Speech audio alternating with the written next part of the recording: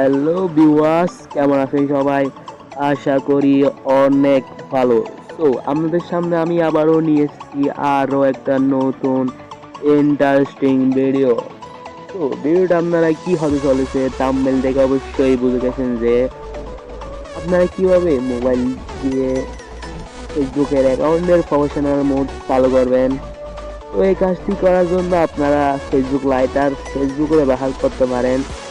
তো আমি ফেসবুকে চলে আসলাম। এই যে ফেসবুক লাইটে চলে আসলাম। এই যে ফেসবুক লাইটে চলে আসার পর এই যে প্রোফাইলে ঢুকবেন, ঢোকার পরে এই যে দেখতে পাচ্ছেন থ্রি ডট আইকন, এই থ্রি ডট আইকনে ক্লিক করবেন।